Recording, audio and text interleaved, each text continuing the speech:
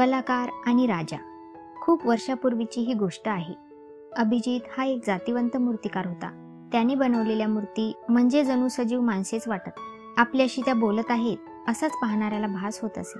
त्याच्या कलेची कीर्ती दूरवर पसरलेली होती. त्याच्या मनमोहक मूर्ती पाहून लोक आश्चर्याने थक्क होत. राजा बुद्धिसेनच्या कानावर अभिजितची ख्याती गेली.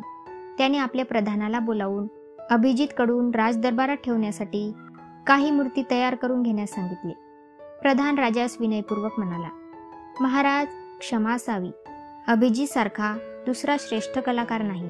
त्याची प्रतिभा असामान्य आहे, परंतु तो अत्यंत स्वाभिमानी असून कोणाच्याही बोलावण्यावरून तो जात नाही की सांगण्यावरून काम करत नाही. आपल्या मूर्तीच्या विश्वात तो मशगूल असतो. तुम्ही त्याला माझा निरोप सांगा, तो नक्की येईल, बुद्धिसेनाने प्रधानास सांगितले.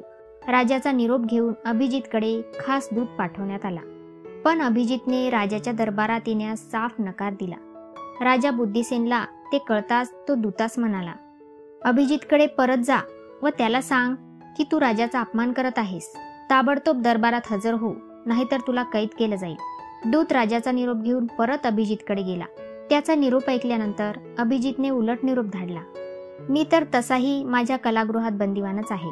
येथे काय नि तेथे काय. तुझ्या राजाला एवढंच सांग की येथे येऊन त्यानं मला पाहता क्षणी ओळखावं आणि कैदी म्हणून पकडून न्यावं. तसं करण्यात तो यशस्वी झालाच तर मी त्याच्या चरणाचा दास होईन, त्याची वाटेल ती आज्ञा पाळीन. दूताने राजास कलाकाराचा निरोप अगदी जसाचा तसा सांगितला. राजा मोठ्या विचारात पडला. त्याने ठरवले की आपण स्वतःच अभिजितला एके दिवशी बंदिवान करून आणायचे. तसा राजाने त्याच्याकडे स्वतः येत असल्याचा निरोप धाडला. काही दिवसांनी दूताकरवी निरोप पाठवून राजा बुद्धिसेन रथात बसून अभिजितच्या घरी आला. अभिजितच्या दिवाणखान्यात प्रवेश करताच तो दीडमूड झाला. तिथे एक नाही तर अनेक अभिजित उभे होते. अभिजितने मधल्या काळात आपल्या स्वतःच्या अनेक मूर्ती बनवल्या होत्या. राजा भेटायला आला तेव्हा तो स्वतः त्या मूर्तीमध्ये मूर्तीसारखा उभा राहिला. त्यातला खरा अभिजित कोण हे ओळखणे राजाला अशक्य झाले. त्या मूर्ती इतक्या एकसारख्या आणि सजीव असल्यासारख्या वाटत होत्या, त्यामुळे राजाची पंचायत झाली. मनातल्या मनात कलाकाराच्या चातुर्याची व कौशल्याची तारीफ करत राजा काही क्षण गप्प राहिला. नंतर थोडा विचार करून तो धीर गंभीर नि स्तुतीपर आवाजात म्हणाला, किती सुंदर आहेत या मूर्ती. या मूर्ती बनवणारा कलाकारही केवढा असामान्य व अद्वितीय असला पाहिजे. माझ्याच काय, पण कोणाच्याच पाहण्यात अजून एवढा महान शिल्पकार आला नसेल व पुढेही येणार नाही. हे ऐकतात मूर्तीमध्ये उभा असलेल्या अभिजितच्या डोळ्यात विशेष चमक आली. राजाच्या चाणाक्ष नजरेतून ती सुटली नाही. हाच तो खरा अभिजित असावा हे राजाने बरोबर ताडले. थोडे थांबून राजा म्हणाला, परंतु या मूर्तीच्या कलाकारामध्ये एक उणीव आहे खरी. कोणती उणीव जाणवते राजन?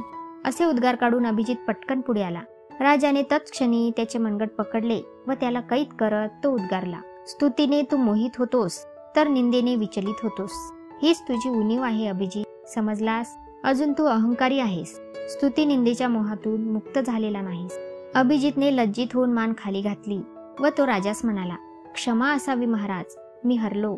मी दरबारात येऊन आपण सांगाल त्याप्रमाणे मूर्ती करून देण्यास तयार आहे. नाही अभिजित, नाही.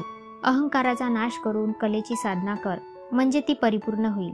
आपण स्तुती व निंदा यांच्या पलीकडे गेलो आहोत असे तुला जेव्हा वाटेल तेव्हाच तू दरबारात ये. राजा बुद्धिसेन अगदी सहजपणे म्हणाला आणि बघता बघता रथात बसून परत निघूनही गेला. रथात बसून परत जाणाऱ्या राजाकडे अभिजित बघतच राहिला. क्षणभर तो स्तब्ध झाला. तर मित्रांनो, ही गोष्ट इथेच संपते. अशाच प्रकारच्या मनोरंजक कथा ऐकण्यासाठी आमच्या चॅनलला सबस्क्राईब करा. तर भेटूया पुढच्या कहाणीमध्ये. तोपर्यंत धन्यवाद.